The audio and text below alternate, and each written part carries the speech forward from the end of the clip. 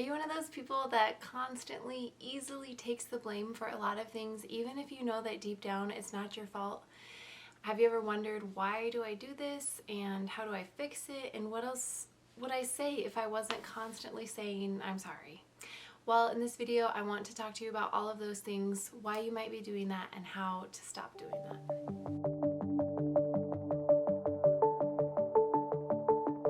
If this is you, you probably come by this somewhat naturally, to be honest.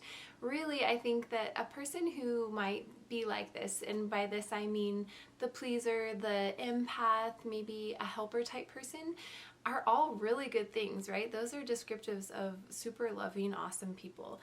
And it doesn't mean that if you're one of those people you do this as well, of taking the blame when it's not yours to take, but sometimes those two go hand in hand. And I want to talk about that today because I think I see it a lot, and to be honest with you, it's something that I catch myself doing as well, of maybe apologizing when that's not necessary, or taking the blame, so to speak, for things that are really not our own, right?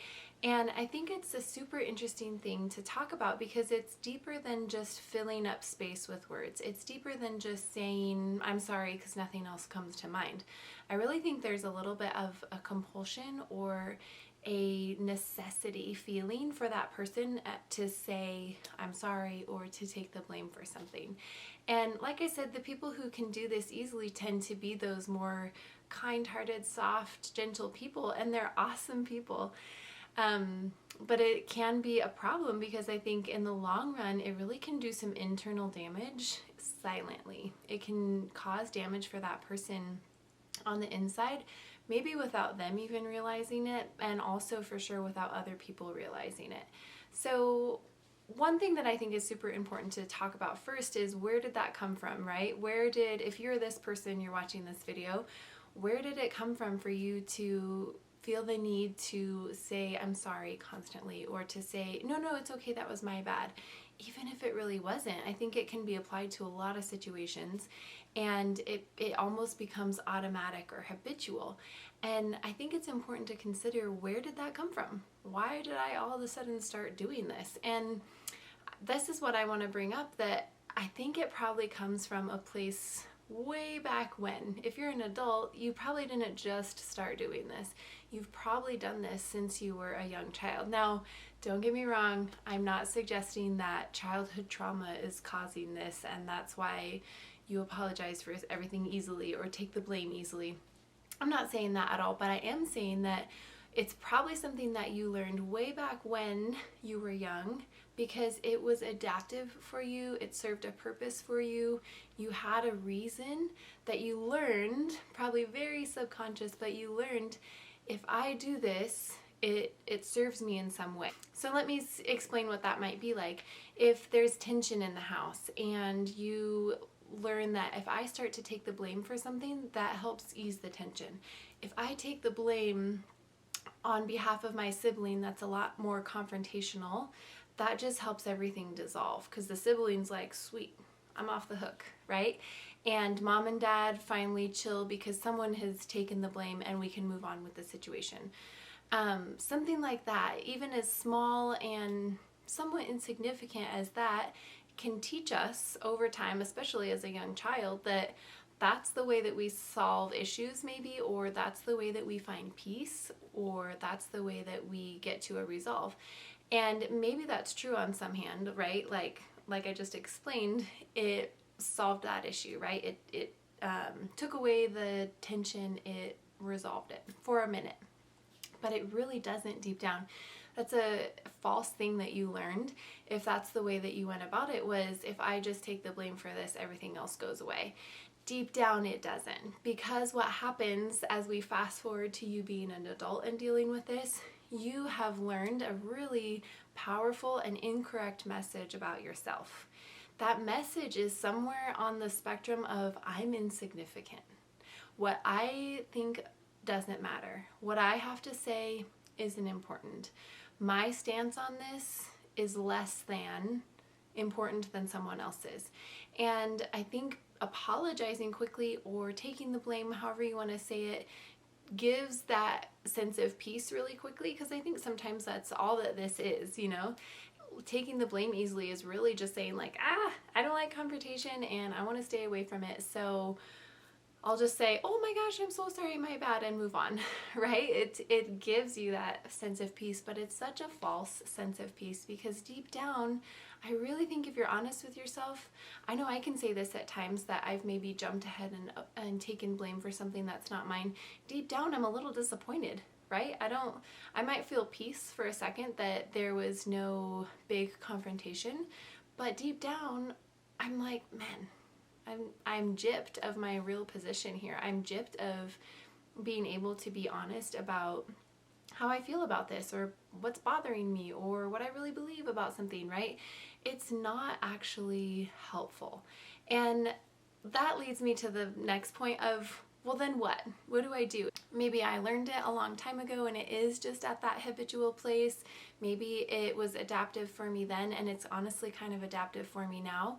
Now what, right? It's a little bit of an ingrained pathway in our brains to respond like that. And so it is really hard to determine, what do I do now? How do I undo this behavior? Well, I think the first answer to that is looking back, like I said at the beginning, why do you do that in the first place? And really trying to get an answer for you specifically on why you might have that behavior. And you don't have to go to therapy for that. If you want to and it's helpful for you, great. But I also think it's something you really could do on just your own time of kind of self-reflection or soul searching, whatever you want to call it, and figure out, why did I start doing that? And more importantly, why am I doing it now? And if it is as simple as, okay, I'm avoiding confrontation. So that gives you what you need to know. Why are you avoiding confrontation? Why is that so uncomfortable? Which for anyone watching this video, I'm assuming is kind of a big question. And it's an important one to answer, because confrontation is going to be a part of life. And you need to know how to face some confrontations in your life with those around you, but also some internal confrontations, right? We avoid the outside, but that means you're probably also avoiding internal confrontation as well. The second part of what to do with this is really to rewrite the script that you speak to yourself. If you recognize deep down, yeah, this is sending me, whether I realize it or not, I realize now this is sending myself the message that my position doesn't matter, my thoughts are insignificant, my view doesn't matter, right? And that is a really inaccurate, terrible message. People might not always agree. I'm not saying that you should like run out there and seek out confrontation, but there should be some self-respect really in being able to stand your ground or stand your opinion and say, you know what, this is my stance on it, and I don't like that we're fighting about this, or I don't like that there's some tension here, but I'm going to stick to my guns and say this is where I'm at with it, or this is what I believe, whatever it is. And I think that while that might be really uncomfortable and really hard at first, I think there is going to be a much better result long run, and a much more liberating feeling really, to be able to say, I'm not insignificant and what I believe does matter. And like I said, I think you need to use some wisdom here. I'm not suggesting to just like do a 180 and go out and start all sorts of fights with people. But when it is important and when it's worthwhile, standing up for what you really think and believe is important. It's so much more damaging to you in the long run to constantly take the blame or to constantly just say, I'm sorry, when that's really not accurate. It's doing nobody any favors. And it's really a disservice to yourself. The last thing I want to share real quick is one, like I said in the beginning, I can very much resonate with this at times, and that's why I wanted to share it with you guys, because it's a work in progress. It's a thing I still work on. And one thing that actually really helped me with this once, it's sort of funny, but I apologized for something. I wish I could remember what it was, but I apologized for something one time that was like one of those things that you don't apologize for. Like, I didn't do anything wrong. I had just said, oh my gosh, I'm so sorry, whatever. And I had a friend tell me, apology unaccepted.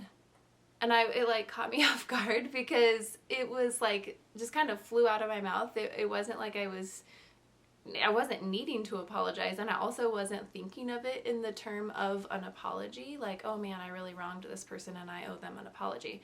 It wasn't that, and I also wasn't thinking of it that way. I just like came out with, I'm sorry. and they said apology unaccepted. And it like stopped me dead in my tracks because it made me realize, oh yeah, I didn't need to apologize for that. Like, you know what I mean? So like I said, it's kind of funny, or at least it like makes me chuckle, but I hope it's helpful for you guys because that runs through my head a lot. Like, if I am starting to apologize for something that's really not something that needs an apology, or it's not actually an apology, what am I doing? You know, what am I saying, and why am I trying to apologize when that is just really not necessary? So maybe that's a helpful tip for you. I don't know. If you have any other thoughts or questions, comments about this, let me know. I would love to answer them. Hit all the buttons and share with a friend. We'll see you next time.